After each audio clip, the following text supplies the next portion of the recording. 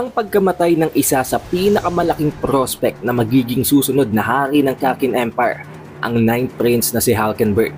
Ang napakalaking gulo na mangyayari sa gitna ng mga mafia, ng Kakin Royal Military, ng Phantom Troop at maging nitong si Hisoka. At ang countermeasure na iniwan naman ni Hulkenberg para patayin itong si Benjamin. Ang lahat ng yan at marami pang iba ay tatalakayin natin sa video na to. Be sure na naka-like, naka-subscribe at na-ring mo ng bell button para automatic ma-notify ka pag release natin ng susunod na video. Pero wag na natin patagalin pa, let's go! Ang title ng chapter na ito ay Speculation at sa pinakaunang panels ay makikita natin na ang POV ay nasa loob ng residence ng third prince na si Zhangli. Tinawag niya itong si Kurapika mula sa kanilang residence para malaman at para makakuha ng information regarding sa mga coins na iniluluwangan ng kanyang Nenbeast. Knowing na hindi alam at walang kahit na anong konting ideya ang kanyang mga bodyguards, kinakailangan niya ngayon ang utak ni Kurapika pagdating sa Nen. Ang pinakaunang hypothesis dito nitong si Kurapika or sabihin na lang natin guys na assumption is that nagbabago daw ang numero or ang number 1 nga na nakita nitong si Zhangli na naging number 10 bigla matapos makalipas ang 10 araw. At hindi lang yun, knowing daw na ang lahat ng mga object na nagagawa through Nen Conjuration ay mayroong napakalaking limitasyon. However, nababypass daw yon nitong si Zhangli or sabihin natin ng Nenbeast nitong si Zhangli nang dahil lang nga sa nakapublic ang ownership nito. Hindi ito limitado lang kay Zhangli, hindi lamang siya magbe-benefit dito kung hindi maging ang iba pang mga individuals na may hawak nito. Kaya naman sa pamamagitan nun, kahit na napakalaki ng limitasyon ng mga conjured objects na ito, naaalis at nababypass yun nang dahil lang nga sa idinagdag nilang restrictions. Hindi lang yon, gusto ding i-check at i-confirm nitong si Kurapika sa pamamagitan ng isang test kung nagbabago daw ba ang appearance o ang design ng mga coin na ito kapag ibinibigay niya na ito sa iba pang mga individuals. Kaya naman for that reason, ipina-check niya dito kay 10th Story kung anong itsura ng mga coins na ibinigay sa kanya nitong si Zhangli. And upon checking, magkaiba nga guys ang design nito. Nagbago ang design nito nang ibinigay na nitong si Zhangli ang mga coins kay 10th Story. Dahil kung titingnan natin guys, pareho daw ang likod nito. Pero pagdating sa harap, magkaiba na guys ang ipinapakita nitong design. Dahil originally, ang mga hawak-hawak na coins nitong si Zhangli ay nagpapakita ng parabang simbolo ng kanyang Nenbeast na parabang isang gulong na may muka. However, ang hawak ni 10th Story, ang nag-a-appear na ay ang muka nitong si Zhangli. Napakalayong difference. Meaning, once na hindi na in possession nitong si Zhangli ang isang coin, nagbabago bigla ang design nito. Hindi lang yon, hindi pa doon na-satisfy itong si Kurapika. Dahil kahit papano, pwedeng coincidence nga lang yun. Kaya nasabi at binanggit nitong si Kurapika kay Zhangli, nibigyan niya pa ng isa pang coin ang kanyang guard na to. Titingnan nila kung magbabago ang design ng coin na yon. Subalit ang naging sagot ni Zhangli, okay, may ibibigay siya na coin, pero ang ibibigay niya na coin ay dito kay Kurapika at hindi na kay 10th Story. Hindi lang yon, ang ibibigay niyang coin ay hindi ang mga coin na may number 1 lamang, kung hindi ang coin niya na meron ng number 10. Sa pamamagitan nito, makikita nila ang mga changes na mangyayari sa coin at malalaman din nila kung ano ang pinagkaiba kapag ibinigay ang coin na may number 1 at ang coin na may number 10. Dito ay nagulat pa nga itong si Queen Oito at itong si Kurapika dahil unang-una sa lahat, paano kung isa itong patibong? Paano kung sa pamamagitan nito ay hindi na sila makatakas at mapasailalim sila ng Nen ability nitong si Zhangli? However, there is no choice guys.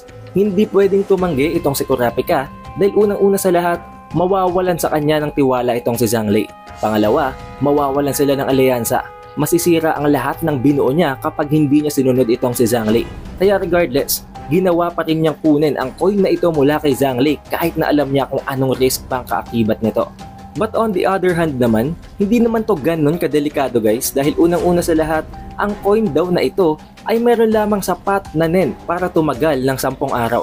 At huwag kayong malito guys, hindi nangangahulugan na malakas ang 10 araw na yun. Ang ibig sabihin lamang dito ni Kurapika ay magtatagal ang Nen na yun ng 10 araw. Meaning kung gagamitin ito sa ibang bagay, kung gagamitin ito para mag-force manipulation at magbigay ng command sa isang target, hindi magiging sapat. Hindi daw ito magiging sapat para utusan si Kurapika na pumatay ng kahit na sino. Kaya kahit papano, tinake na ni Kurapika ang risk na to. Dito niya na-realize na hindi naman daw talaga ganon kadelikado ang ability nito ni Zhangli. However, in the event na maging susunod na hari nga ng Kakin Empire itong si Zhangli, magiging napaka-effective nito. Mayu-utilize niya ito ng napakaganda dahil unang-una sa lahat, pwede nga niya itong ikalat sa buong Kakin Empire. Nang i-check naman ni Kurapika ang coin na ito na ibinigay na sa kanya nitong si Zhang napansin niya na ang number 10 ay bumalik na naman sa number 1 at ang parabang gulong na Nen Beast na simbolo sa harapan ng coin na ito ay nabago din. Naging kamukha na ito ng coin ni 10th Story na napalitan ng mukha nitong si Zhang. Kaya naman dito ay na-figure out nitong si Kurapika na maaring may possibility daw, although it is not yet confirmed, na pwedeng nagre-reset ang number dito once na ilipat ito ng possession. Meaning, habang tumatagal na hawak ito ng isang tao or ng isang individual na binigyan nitong si Zhang, kapag nagtagal yun ng 10 araw sa possession na yon, magkakaroon ito ng number 10 instead of number 1. However, since galing nga kay Zhang na nagtagal ng 10 araw, ibinigay niya ito kay Kurapika kaya nag-reset ito. Nagbalik ito sa number 1.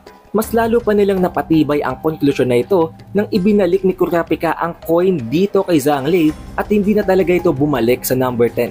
Pero bumalik na naman ang simbolo dito ng kanyang Nen Beast. Meaning, nagre-reset talaga ito guys. At kahit na ibinigay ito ni Zhang ng 10, naging 1 na lang talaga ito kahit na nagtagal ito ng 10 araw kay Zhang.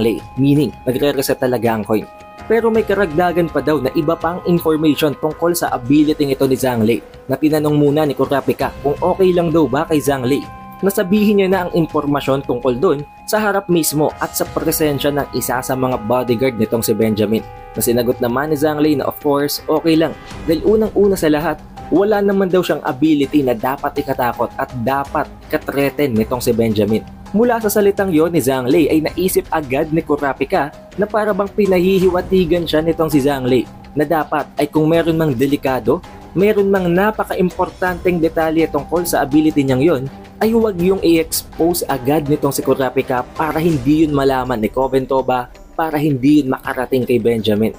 Kaya naman dito ay in-explain na ni Kurapika ang tungkol sa Nen ability ni Zhang pero not entirely. Siyempre mag-iiwan siya ng mga detalye. Sinabi niya na ang ability nitong si Zhang ay isang allocation type na sa pamamagitan ng pag-iipon, ng pag-a-allocate ng lahat ng mga individuals, ng lahat ng mga coins na kanyang maiipon, ay may-utilize niya perfectly ang kanyang Nen ability. Dahil nga daw sa habang tumatagal nga ay nagkakaroon ng panibagong numero sa mga coins na to in the event daw na magkaroon na ng quintillion digits or sabihin natin na quintillion ang number na nakalagay sa coin, hindi malabong makapagbigay na yun ng isang Nen ability sa holder nito sa sobrang dami ng Nen at ng aura na naipon sa coin. So for some na hindi pa marunong gumamit ng Nen ability, kapag nahawakan nila ang coin na ibinibigay nitong si Zhang at nagtagal yun ng enough time sa kanilang possession, matututo silang gumamit ng Nen ability via Forced Awakening. Tulad na lamang ng nagagawang side effect ng Steel Chain nitong si Kurapika. Kaya naman daw hindi nakakailanganin pang magdaan ng rigorous na training ng kung sino man kung bibigyan siya ng coin nitong si Zhang Pero at the very same time, kailangan din nilang hawakan yon ng enough time para nga ma-awaken nila ang kanilang Nen ability. At hindi lang yon guys, meron pa palang ibang sekretong ability ang ability na ito nitong si Zhang Although it is not confirmed, ayon kay Kurapika mataas ang tsansa na isang pseudo-coercive manipulation ability type din ang Nen Beast na ito ni Zhang Dahil unang-una sa lahat, hindi naman pwedeng magbestaw o magbigay na lamang ng napakaraming mga Nen abilities nito sa kung sino-sino nang hindi nakakakuha ng kahit na ano. There should be an equal exchange ika nga pagdating sa Nen abilities. Kaya mataas ang possibility na habang hindi nila namamalayan, tulad ng nagagawa ng Nen Beast nitong si Sale-Sale, magiging malapit ang loob nila kay Zhang na para bang hindi nila namamalayan, subconsciously ay nagiging kakampi at nagiging under na sila nitong si Zhang kapalit ng naibibigay naman itong benefits sa kanila sa pamamagitan ng coin. Alam ni Kurapika ang risk na pwedeng isipin itong si Zhang na pinagtataksilan siya nito na masira ang kanilang alliance at masira ang lahat ng pinilano niya para i-delay ang nangyayaring succession war. Pero naisip din agad nitong si Kurapika na kung araw-araw daw na nagbibigay ng coins ang Nen Beast nitong si Zhang may nawawalang isang coin. Meaning, may isa sa mga individuals sa loob ng residence nitong si Zhang na nakakuha nun and for some reason, ayaw niyang ipakita kay Zhang ang coin na yon, ayaw niyang sabihin ang changes sa coin na nakuha niya at para bang pinagtatakpan nito ang reliable information na yon na makukuha nila sa pinakaunang coin na yon. At alam naman nating lahat na isa lang ang magpe-fit sa description na yon, walang iba kung hindi si Koventoba. dahil nga sa ayaw niyang malaman nitong si Zhangli kung anong kanyang Nen ability, habang isineshare naman ang lahat ng kanyang mga napapansin, lahat ng observation sa coin na yun na nanggaling sa kanyang Nen Beast dito kay Benjamin, magagawa niyang pagtakpan ang kung anumang information na magagamit ni Zhangli para manalo at para magkaroon ng advantage sa Succession War. Kaya naman for this reason, naisip ni Kurapika na okay lang daw pala na hindi niya sabihin ang tungkol sa possible Nen ability ng Nen Beast nitong si Zhangli dahil pwede niyang gamitin ang rason na baka malaman niya ni Koventoba kaya hindi niya yun in-reveal. Dahil unang-una sa lahat, dahil alam naman nila na sa 1 PM tuwing hapon nagre-release ng bagong coin ang Nen Beast itong si Zhangli, pwede naman nilang i-check ang security records at mako-confirm nila doon na kinuha talaga ni Koventoba ang pinakaunang coin. Therefore, may insurance itong si Kurapika. Hindi niya kailangang matakot kung hindi man niya sasabihin dito kay Zhangli ang katotohanan, ang lahat ng possibility sa kanyang Nen ability. Idinagdag din niya dito kay Zhangli na dapat daw ay consider nitong si Zhangli ang dami ng mga coins na kinukuha niya at ang dami ng coins na ibinibigay niya. Dahil mataas daw ang posibilidad na nakadepende din at nakakaapekto, nagsisilbing isang napakalaking factor ang dami ng coins, ang amount ng coins sa kung anumang Nen ability ang maibibigay na benefit ng kanyang ability. Kaya naman nakapagdesisyon itong si Zhangli na instead na ibigay nga dito kay Kurapika ang may number 10 na coin kanina na kahit na ngayon kung iisipin natin guys number 1 na rin naman ang nakalagay na number, still binigay niya ang pinaka-latest na coin dito kay Kurapika. Habang sinasabi na this is a token of appreciation at para bang nagsisilbing currency na bayad nitong si Zhangli dito kay Kurapika matapos ang kanyang tulong. Nasa isip-isip nitong si Kurapika, kahit na may tsansa na may pseudo-coercive manipulation ability nga ang Nen Beast nitong si Zhangli, okay na rin yun. Kahit na papano, makakaalis naman sila sa loob ng residence nitong sila Zhangli nang hindi nag-iisip. Dahil unang-una sa lahat kung mananatili sila sa loob ng residence ni Zhangli nang dahil lamang sa walang kwentang paikot-ikot at paulit-ulit na eksplanasyon, magiging delikado yon. Dahil iniisip nitong si Kurapika na nagiinit na nga ngayon ang Royal Kakin Military, ang tatlong mga mafias, kaya naman dahil lang nga ang mafias ang humahawak at ang nagme-maintain ng balance kung gugustuhin nitong si Benjamin na makuha ang advantage sa loob ng Black Whale, sisirain niya ang balance na yon. Gagawa siya ng paraan para patayin ang mga boss at para magkagulo ang mafia. Sa pamamagitan nun, magagamit niyang dahilan ang kaguluhan na yon para ma-force implement ang martial law na kung saan siya mismo ang magiging pinaka-head, ang magiging chief of command in the event na hindi nga magtagumpay itong si Steiner at si Kaiser sa pagkuha ng posisyon na yon. However, knowing na hindi naman talaga ang mga boss ng mga mafia family yun ang pinakamataas ang posisyon, kung hindi ang kanilang mga benefactor, ang mga prince na humahawak sa kanila. Nangangahulugan lang yun na hindi na kailangang patayin pa ni Benjamin ang mga literal na boss ng mga mafia family, kung hindi magagawa at maa-achieve din niya na mag-cause ng kaguluhan at ng gera sa gitna ng mga mafia families kung papatay niya ang benefactor o ang prinsipe, na para bang at the very same time, sa pamamagitan ng isang atake, dalawang achievements, dalawang goal ang makakamit niya. Makukuha niya ang martial law at mababawasan niya ang kandidato sa Succession War. And syempre, tatlo lang naman guys ang mga benefactor ng mga prince ng tatlong families. Si Cherebnik sa Haley family, si Zhangli sa Siyu family, at si Lazarus sa Char family. Sa loob ng tatlong yun, meron ditong isa na tatargetin at papatayin itong si Benjamin. And knowing nakasama nga doon itong si Zhangli, na currently nasa loob sila ngayon ng residence ni Zhangli, magiging napakadelikado nito para sa kanila. Kaya as long as possible, ayaw niya sanang magpabalik-balik sa loob ng residence nitong si Zhangli. At hindi lang yun, dahil nga nasa loob nito si Wobble, magiging mataas din ang tsansa na baka targetin talaga nitong si Benjamin si Zhangli, dahil kung maidadamay niya si Wobble sa pagpatay kay Zhangli, dalawang pa rin sagad ang mapapatay niya. Now, switching of scenes guys, makikita naman natin ngayon na makakarating tayo sa POV nitong si Cheadle at Neliorio. Agad nilang narespondehan ang 9 Prince na itong si Halkenberg, knowing na nagamitan na nga ito ni Balsamilko ng PS-117. Napakadelikado ng kalagayan ngayon itong si Halkenberg guys, dahil unang-una sa lahat, unresponsive na daw ito. Hindi na ito humihinga at hindi na ito gumagalaw. Kaya naman talagang humahanap sila ng paraan ng lahat ng mga expert sa loob ng Black Whale para matulungan na mabuhay at makasurvive pa si Halkenberg. But for the meantime, inutos nitong si Cheadle na mag-conduct sila ng blood test kay Halkenberg at mag-conduct din sila ng test sa mga isinuka na pagkain nitong si Hulkenberg dahil baka may nailagay daw doon na poison. At sinabi din niya na tanungin daw ng mga iba pang mga personnels ang mga bodyguard nitong si Hulkenberg kung meron daw napakalaking pagbabago, kung may napansin daw ba sila sa loob ng past week tungkol kay Hulkenberg na kung ano mang makakatulong para malaman nila kung anong problema, kung anong dahilan kung bakit nagkakaganto siya ngayon. We then get to see guys na itong si Balsamilko ay tumawag dito kay Benjamin habang sinasabing nagsimula na daw magsuka itong si Hulkenberg dahil isa pala yun sa mga key. Yun ang nagsisilbing senyales nila dahil once daw na magsuka ang isang target na ginamitan na ng TSK-17, 12 hours mula sa pagsusuka, mamamatay ng target. Kaya naman ipinangako nitong si Balsamilko na since nagsuka na nga itong si Hulkenberg, sa loob lamang ng kalahating araw, mamamatay na ito at makukumpleto niya na ang misyon. Na sinagot naman itong si Benjamin na kung ganon, maganda.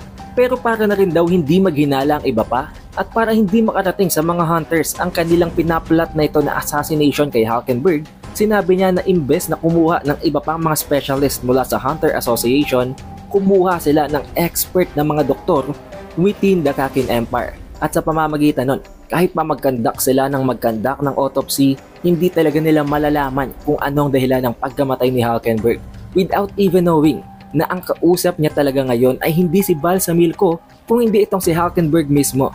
Nagawa niya itong posible nang dahil lang nga sa nakita natin sa previous chapter guys na nagawa niyang may transfer ang kanyang soul sa katawan ni Balsamilko gamit ang kanyang Grimales Dissonance. Ngayon guys, kailangan kong makinig kayo ng mabuti dahil ito ang full explanation sa ability nitong si Hulkenberg.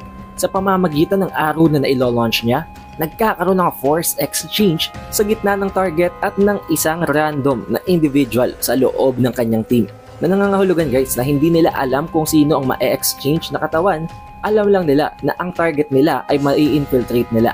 Now this was not stated in the chapter guys, but I think na ang dahilan kung bakit ang lahat ng mga bodyguards nitong si Hulkenberg na dapat ay kasama niya ay ginawa niya na lahat ng mga ilipat sa mga supporters na nakita naman natin na wala na daw nasa original na katawan is that para masigurado na siya mismo ang lilipat sa katawan ni Balsamilko.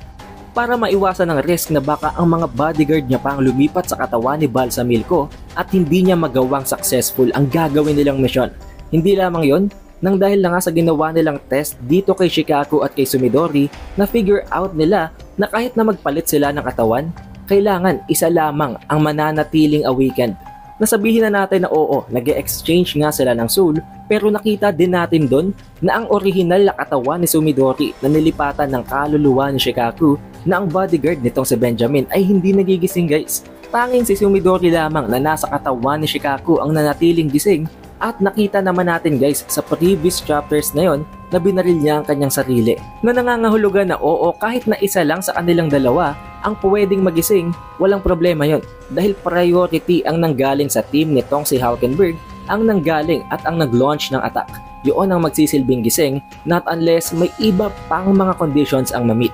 At ang condition na yon is that kapag namatay daw ang lumipat sa katawan ng kanilang target or sabihin na natin na tulad nitong si Sumidori na binaril ang kanyang sarili, babalik ito sa kanyang original na katawan at dahil doon, magiging isa na lamang ang katawan nila na naglalaman ng dalawang soul. Hindi lamang yun. Kung mamatay naman ang original na katawan ni Sumidori o mamatay ang original na katawan ng bodyguard na nanggaling sa panig niya, lilipat naman ang soul ng kanilang target pabalik sa original na katawan nito. However, oo, dalawa nga sila na nagko-coexist sa iisang katawan, mananatili namang dominant ang soul ng kanilang target. Yun ang kaangkop na kapalit at ang risk ng ability na ito. But another advantage naman guys sa ability nito ni Hulkenberg, kahit na lumipat sila sa katawan ng isang target, malalaman nila ang lahat ng alam ng target na yon. Kaya naman nakita natin na sa previous chapter ay nalaman din itong si Sumidori ang tungkol sa lahat ng nalalaman ni Shikaku. Which explains guys kung bakit kahit na nakalipat na nga at itong si Hulkenberg na mismo ang kumokontrol sa katawan ni Balsamilko, alam pa rin niya kung anong dapat niyang isagot dito kay Benjamin. Alam din niya kung paano nagwo-work ang kanilang secret biological weapon at kung paano magpo-flow ang gagawing assassination plan sa kanya na nangangahulugan na matatrap na forever ang soul ng kanyang bodyguard na yon sa katawan ng kanilang target, sa katawan ni Balsamilko. Kaya naman bago completely mamatay ang kanyang original na katawan, kailangan din niyang ma-pull off ang pagpatay din dito kay Benjamin para hindi masayang ang kanyang sakripisyo. Para ma-achieve yun, pinaplano niyang kumain ng isang pill, ng isang sedative na kung saan magpapabagal ng brain functions nitong si Balsabilco. Therefore, sa loob ng 10 hours, although not exactly guys approximately 10 hours matapos mamatay ng kanyang katawan, hindi pa agad-agad na matitake over ni Balsabilco ang control sa katawan na ginagamit nila. Dahil dalawang soul na nga sila na mag-e-exist sa katawan ni Balsabilco. But switching of scenes guys, makikita natin na palala na talaga ng palala ang sitwasyon sa katawan ni Hulkenberg. Knowing na gamit niya ang TSK-17, hindi nila ito magagawang pigilan. Dahan-dahan itong papatayin itong si Hulkenberg at maging sa pagkamatay nito, hindi nila manalaman kung anong rason, kung anong naging dahilan at ang naging cause of death nitong si Hulkenberg. Habang pinapanood nitong si Benjamin ang nagiging operasyon kay Hulkenberg, hindi pa rin siya makapaniwala na nagawa itong ma-pull off ni Balsabilco ng ganun kadali. Habang binabantayan at nasa loob na din nga ng kanyang quarters itong si Furikov. Habang nangyayari ito, ang iba namang mga prinsipe ay may kanika nilang ginagawa tulad na lamang nitong si Camilla at nitong si Zhang Lei. But nagkaroon ng switching of scenes guys. Makakarating tayo ngayon kay Serednik na at this point, sa previous chapter nakita natin na na-break na nitong si Serednik ang record na 10 seconds para magamit at maka-enter ng kanyang Zetsu state. Ngayon, na-reach niya na ang point na kung saan sa loob lamang ng 3 seconds and 49 milliseconds ay nagagawa niya ng ma-achieve ang Zetsu state. Napakabilis guys. Sa loob lamang ng 3 araw, nagawa yung ma-pull off nitong si Serednik. Kaya talagang natatakot na sa kanya itong si Koventoba at may halo pa nga tong inggit dahil naisip niya na isang genius talaga si Serednik, isang literal na talentadong NEN user na talagang isinilang para gumamit ng NEN. Nakita din niya na habang iniisip nitong si Serednik na naabot na nito ang 3 seconds, hindi pa rin ito satisfied. Hindi daw siya matutuwa hanggat hindi niya nabibreak ang less than 1 second para makapasok sa loob ng Zetsu. Na alam naman natin na kung magagawa yun guys itong si Serednik, magiging invincible na siya. Kung kaya niyang pumasok sa Zetsu state ng ganun kabilis, paano pa siya mapapatay? The only way para ma-pull off yun ay sa pamamagitan ng isang atake na nagtatravel in the speed of light. Na alam naman natin guys na as of now, hindi tinataglay ni Kurapika na figure out na lamang nitong si Salkov habang pinagmamasdan niya itong si Serednik na napakatindi ng focus nito, napaka-optimistic, napakatindi talaga ng sinasabi at kinakausap pa nitong si Serednik ang kanyang sarili na kailangan niya talaga yung ma-achieve, na kailangan niya yung ma-pull off, na kailangan niya yung magawa. Talagang kinukumbinsa niya ang sarili niya na wala siyang choice kung hindi makamit ang kanyang achievement na yon na magawa niyang makuha ang Zetsu sa loob lamang ng less than a second. Naisip ni Salkov na napakatindi talaga ng confidence nitong si Serednik at talagang binaback-upan niya yun ng tamang effort. At yun ang pinagkaiba niya sa iba pang mga NEN user, hindi lamang basta talent lang. At kung titingnan nyo guys sa panel na ito, napakatindi na talaga ng proficiency nitong si Serednik pagdating sa paggamit ng NEN. Sa loob lang ito guys ng wala pang isang buwan sa loob pa lamang hardly ng 1 linggo.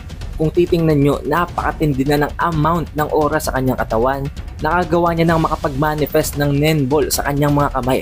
At kung iisipin nyo, merong kaparehong panel ito na para bang mas matandang version lamang nitong si Serednik. Hindi ko nasasabihin at hindi ko na ipapakita. Kayo na guys ang bahalang mag-isip kung ano yon. Makikita din natin dito na ang iba pang mga prinsipe tulad ni Tsubepa, ni Tyson at nitong si Lazarus ay may kanika nilang ginagawa sa buhay. Habang ito namang si Capcho at itong si Fugetsu ay nagpapahinga dahil alam naman natin na sa paggising, sa pag-awaken nitong si Fugetsu ay gagawin at i-execute na nila ang pagpatay, ang pag-assassinate kay Lazarus.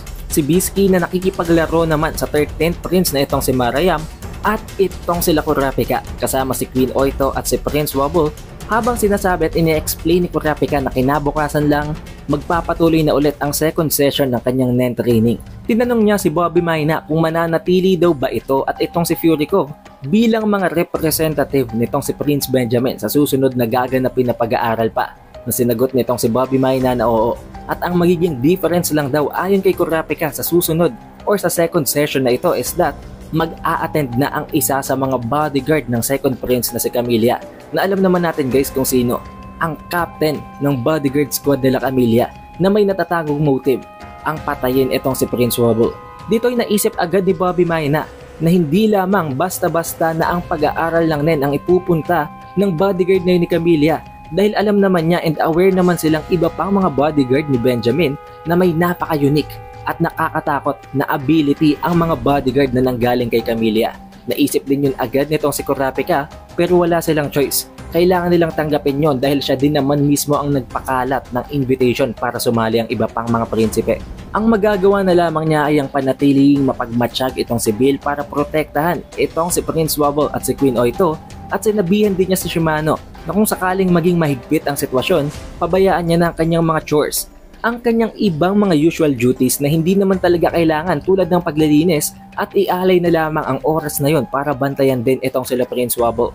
But switching of scenes guys, makakabalik tayo kay Halkenberg. But at this point, wala na talagang magawa ang lahat ng mga doktor, ang lahat ng mga expert. Wala talagang makakapigil sa ginagawang pagpatay sa kanya ng TSK-17. Hanggang dumating sa punto na nag-flatline na nga itong si Halkenberg. Hindi na tumitibok ang kanyang puso. It is confirmed, patay na si Halkenberg, or sabihin natin ang kanyang original na katawan. Dahil ang soul naman niya ay nakibal sa Milko pa rin. Dito ay sumuko na ang mga doktor dahil wala na nga silang magagawa. Wala naman silang ability para mag-resurrect ng mga yumao na. Agad naman nitong na-confirm nitong si Balsa Milko dito kay Benjamin habang sinasabing patay na daw itong si Halkenberg. The mission has been completed. Pero may iniwang final words daw itong si Halkenberg, at yun ay ang una, kailangang magkaroon ng public announcement sa kanyang pagkamatay. Pangalawa, gusto niyang makapag-iwan ng farewell sa kanyang mga supporters. At pangatlo, gusto niyang ang kanyang mga personal bodyguards ang magmarcha at ang magdala ng kanyang kabaong sa transportation. Na dito ay tinanong agad nitong si Balsa Milko na kung papayag daw ba itong si Benjamin sa final wishes nitong si Halkenberg. Na sinagot ni Benjamin na although hindi daw yun actually nakasulat at narinig lang nila na final words ni Halkenberg, irarespeto nila yon as a sign of respect na rin sa prinsipe. At hindi din naman nila hahayaan na hindi makapag-iwan ng farewell ang kanyang mga supporters dahil magiging delikado kung ang kanilang grief, ang kanilang pagkalungkot ay mapalitan ng galit at mag-retaliate pa dito kay Benjamin. Kaya ang lahat ng final wishes na yun ni Halkenberg ay pagbibigyan nila. Sinabihan din itong si Benjamin si Balsa Milko na kausapin na daw ang Supreme Magistrate na si Cleopatro na pakawalan na at i-release na ang mga bodyguards nitong si Halkenberg. Dahil unang-una sa lahat, wala na silang magagawa. Patay na rin naman itong si Halkenberg. At hayaan na daw sila na gawin ang gusto nilang gawin, na ang magmarcha at ang magbuhat ng kabaong nitong si Halkenberg sa kanyang transportation. Without even knowing na ang lahat ng ito ay umaayon lamang sa plano nitong si Halkenberg. Pinasalamatan niya pa itong si Balsa Milko habang sinasabi na you've done a great job. Naniniwala talaga siya na na-achieve na nitong si Balsa Milko ang kanyang misyon na patayin si Halkenberg, kahit na itong si Halkenberg talaga ang nasa katawan ni Balsa Milko. Then there was a public announcement nga guys. Ini-announce na sa buong Black Whale na namatay daw with unknown causes itong si Halkenberg. Hindi nila alam kung paano ito namatay, kung anong dahilan. Pero since it is a prince, isa itong royalty sa loob ng Kakin Empire, kailangang magkaroon ng official na ceremony sa pagkamatay nito. At sa pamamagitan nun, magkakaroon daw ng marching mula sa staircase ng Tier 3 papunta sa Tier 1 para ipakita ang kanilang condolences sa pagkamatay ni Halkenberg. Pero since ang tatlong itong spiders nga na si Nobunaga, si Phaeton at si Finks ay nasa Tier 3 pa rin at hindi pa naman sila nakakababa ng Tier 4 as of the moment, tinanong nila kung isa daw ba yun sa mga benefactors ng mga mafia family. Sinagot ni Phaeton na hindi, wala siyang connection. Kaya naisip nila na walang kwenta si Halkenberg. Wala naman itong magagawang kahit anong changes sa kanilang mga plano. Nagmamadali pa nga dito guys itong si Finks, pero sinabihan naman siya ni Nobunaga na hindi nila kailangang magmadali. Napakaganda daw ng nagawang pagtatago nitong si Henry ng transmitter kaya hindi mahanap ng mga hili. Pero sinabi din niya dito na bago daw sila mag-proceed sa loob ng Tier 2 para nga patayin si Morena para i-raid ang hideout ng Healy family, since pupunta din naman sila sa Tier 4 sa loob ng hideout ng Char family para dumaan sa kanilang passage, may gagawin pa daw siyang negotiation. May sasabihin siyang impormasyon sa gitna ng dalawa pang kanilang kaalyadong pamilya ng Char at ang CU. Kung anong bagay na yon hindi niya na dinisclose pa, hindi niya na isinare pa dito kay Finks at kay Phaeton. Kaya naman nasabi dito nitong si Finks, ano daw bang gagawin nilang plano? Na sinagot naman ni Nobunaga na wala, hindi nila kailangan ng plano. Ang kailangan nilang isipin ay kung paano nila dudurugin ang Healy na inagrihan naman itong si Phaeton. Pero ni-remind pa rin naman sila ni Nobunaga na wag daw silang mag-alala hindi sila maboboring dahil baka daw mataas ang possibility na baka kailanganin nilang mag-go all out para ma-achieve ang kanilang gagawin na mission na sinagot ng dalawa na ino-overestimate naman daw yata nitong si Nobunaga ang mga kalaban na dahilan kung bakit medyo nainis pa nga itong si Nobunaga na wag daw siyang sisisihin ng dalawang ito kung sakaling may mangyaring masama. However, kailangan na nating antayin ang susunod na chapter guys. But konting spoilers, dito na magsisimula ang tunay na twist sa loob ng Black Whale. Magpapakita na muli itong si Hisoka, ang tunay na Hisoka guys, at ang tunay na kaanyuan nitong si Bonolenov, kung sino ang nakita nating Hisoka sa previous chapter, at makikita na din nating muli itong si Chrollo Lucifer, at kung paano makakatapat nila Nobunaga, ni Phaeton at ni Finks ang pinakamalalakas naman sa Healy family na itong si Dogman na napakataas na ng level kasama ng 3 pang mga individuals na nanggaling sa Healy na above level 50 na rin. Para ma-notify kayo pag release natin ang susunod na chapter na yon, siguraduhin nyo nang nakasubscribe at na-ring nyo ng bell button para automatic lumabas na lang yan sa notification bar nyo. Also, we have an official Facebook page para malaman nyo ang bawat announcement natin tungkol sa channel. Shoutouts nga rin pala guys sa napakasolid na mga supporters na ito na nananatiling makulit kahit na nung nahak pa ang channel. Maraming salamat guys. It is the Updated Weeb and I will see you guys on the next one.